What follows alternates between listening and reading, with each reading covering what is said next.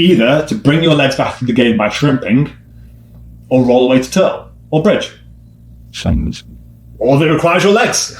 So, as I'm passing then, why would I release your legs? Now, that's the thing that you're going to use to escape. And so, once you've kind of got really happy with section 4, elements 4, of shutting down the legs, we then just try and slowly crawl past the knees. So, for example, here, once I've got, so for example, the Turk and the staple that I got earlier, so I had my over-unders, I turked his leg out here, so can you move your legs? I put my staple in here, and now I crawl past his knees without releasing his legs. Because if I just go straight jump into side control, he starts to get out. He starts to use his legs, he starts to escape. But if I can control his legs the entire time and make it as slow as possible, he can't make that next move. He can't then reclaim his guard. He can't roll up, so he can't stand up.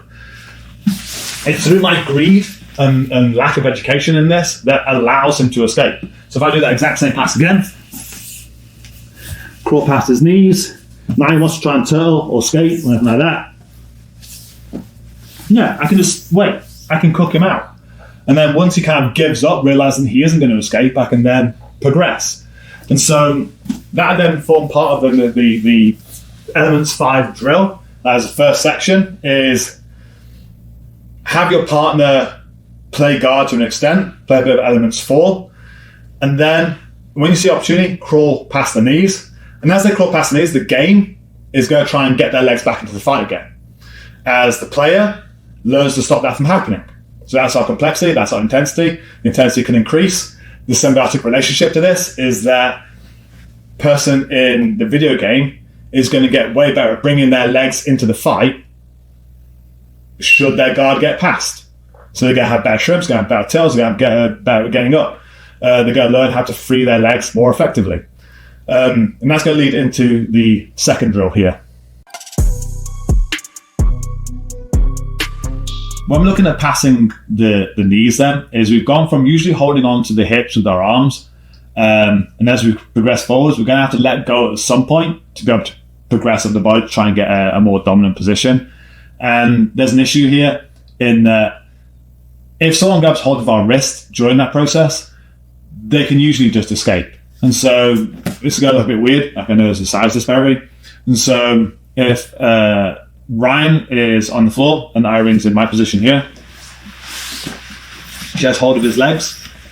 So at the side, there's like a bud lock around his thighs. She move around his legs, like passing. Keep going.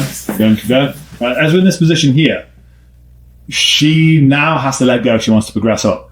If Ryan reaches across with his left hand and takes her far wrist, as she lets go, you can then punch her arm out, and as he stands up, she can't make a connection, and he can just leave.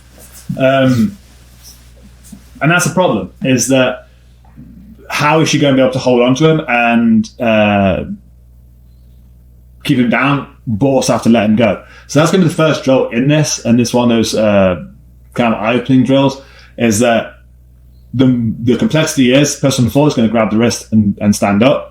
Person who's on top is going to try and introduce them to the idea that they have to be able to hold down with their legs. Now they have to bring their legs into the fight, create the hold down with their legs, shelf their legs, staple them to the ground, whatever they need to do, whilst past the guard, and control the legs enough with their legs that they can then release the arms and the other person isn't going to escape. So if we recreate that drill again, so she's holding on. Now she's going to try and use her legs in some way to sit on his thighs, pin his legs into the ground. So she's going to sit her leg over, start shelving his legs down, and now she can let go and start climbing. And if he takes the wrist again and tries to stand,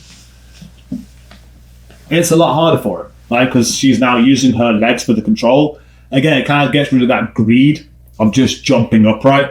So this would be the drill that I kind of expect. So the complexity is person on the floor, the player is going to use a stiff arm escape, controlling the wrist to get up. Person on top is going to have to learn, right, how the hell am I going to hold someone down, and try and err them into then how you just control them with the legs. And so that could be a multitude of things. It could be, so I come around here, it could be me going around the outside, controlling the legs here, because now if he takes my wrist, I can hold him down still, shelf his legs. Or it could be me stepping over the top and shuffling his legs here. So now if he wants to get up now, yeah, he can't. Because I controlled his legs. I wasn't greedy. Again, what is his main method of escape? Still use his legs. So that'll be the first drill in this Elements 5 is creating the stiff arm and just escaping. And like I said, the first kind of reaction you will see is someone who will be greedy. So if Ryan has my guard here, he has not that loud.